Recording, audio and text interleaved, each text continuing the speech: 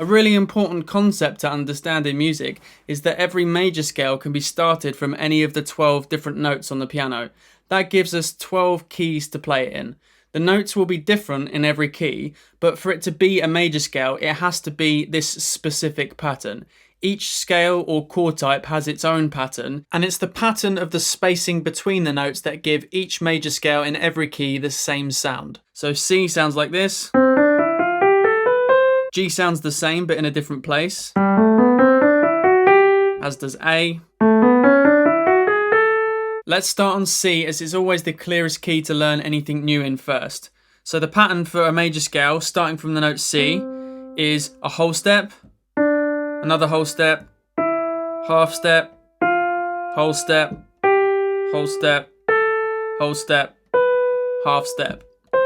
That pattern gives us the notes for the C major scale, and I could start that pattern from any of the other 12 notes. For example, if I started from G, I'll get G major. Whole step, half step, whole step, whole step, whole step, half step.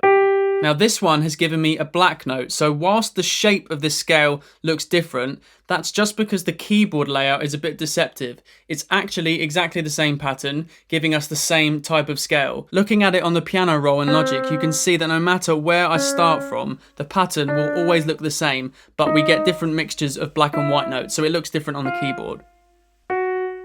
In terms of actually memorising major scales and being able to see those patterns quickly on the keyboard, I've got another video up which helps you break down that pattern into 2 easy chunks, which is much better than thinking step by step. I really recommend checking that out to help you learn all your major scales. There's 7 different notes in a major scale, and the rule is that we always use one of each letter in alphabetical order, and then we just add in the right flats and sharps to account for the pattern. And we don't mix flats and sharps. If you start on C, the letters loop around from C to C using one of each letter in order. After a G, remember we start again at A. If you start on a D, it loops from D to D, and that's the same for whichever letter you start on. And then you can use the pattern to see what sharps or flats you'd need. So because C was all white notes, we don't need any flats or sharps, but let's look at G again. So we had G, A, B, C, D, E, and then we had this note here.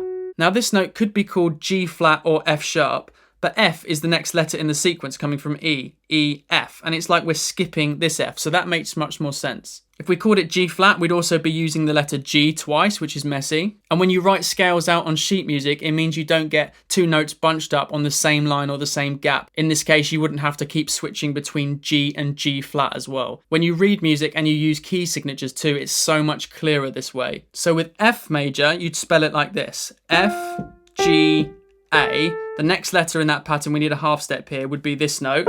And we'd call it a B flat in this case because the next letter is B. We wouldn't call it A sharp, we've just used the letter A.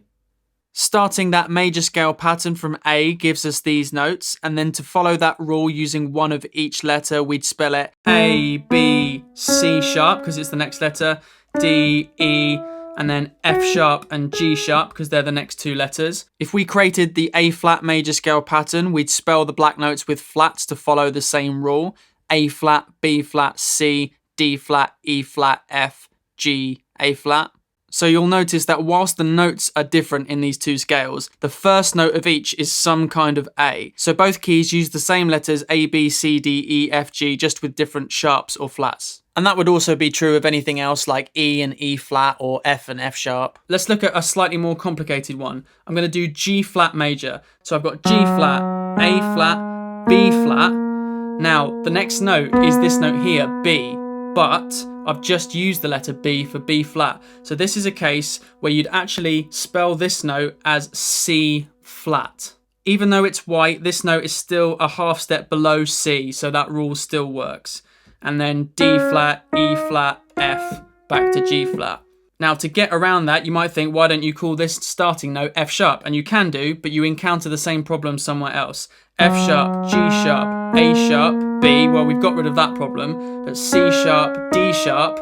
Now, the next letter is F, but I've just gone from D, that would be skipping E, and I started on F as well. So in this case, we'd have to call F, E sharp. And that still works because this note is a half step above the E. So that can be a bit confusing, but it's something to try and get used to. There's some patterns to be spotted here too if you know the circle of fifths and can read your key signatures, like the 7th note being the new sharp in each key, which can help you learn them, but I'll cover that in another video. Let me know in the comments if that's something you want to learn about by typing circle of fifths.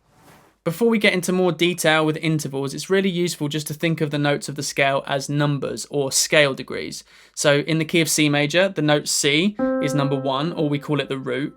The next note is D, or the second, as it's the second note in the scale. And then we have 3, or the 3rd, 4, 5, 6, 7, and then back to 1 again. This is such an incredibly useful thing to do in the long run, as thinking like this in numbers can help you keep track of patterns and understand which notes of the scale you can use to create certain sounds. And we also begin chords from the different notes of the scale, which is another really important topic for another video. So the numbers correspond to how many letters something spans. So C to D spans 2 letters, so it's a second. A to C, for example, spans 3 letters, so it's a third, and so on. So in the G major scale, we have numbers 1, 2, 3, 4, 5, 6, 7, which is the other reason it makes sense to call this F sharp and not G flat, so that G to that F spans 7 letters. So many things in music become much clearer thinking like this, and it allows you to transpose too, which just means taking one thing and copying it in another key.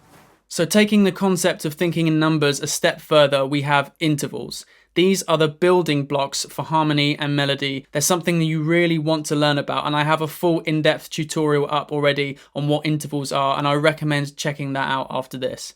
Intervals are the best way to describe how things like chords and scales in music are built, and major scales are a backbone for music and help with learning, so it's a great place to start. Looking at C again, from C to C, if we divide up this octave into 12 evenly spaced chunks, we get these 12 notes, or these 12 intervals. So a major scale is a specific selection of these intervals, a list of ingredients or a colour palette. So let's now think about the names of the intervals that we use in a major scale.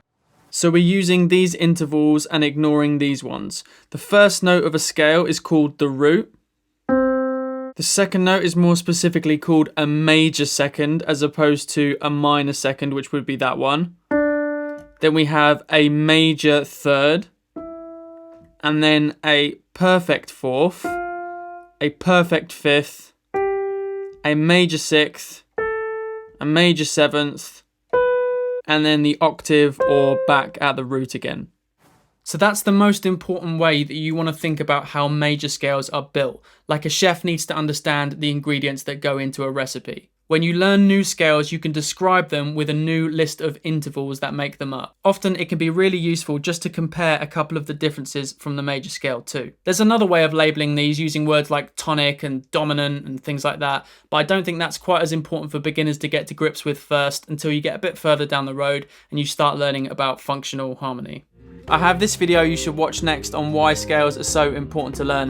It helps you learn much more effectively when you know what it is you should be focusing on. I hope that was helpful. Please give the video a like and let me know down below in the comments if it was, as that really helps out the channel. Subscribe for more content to help you develop your piano playing so you don't miss out on those other scale tutorials I'll be uploading soon. Thanks for watching.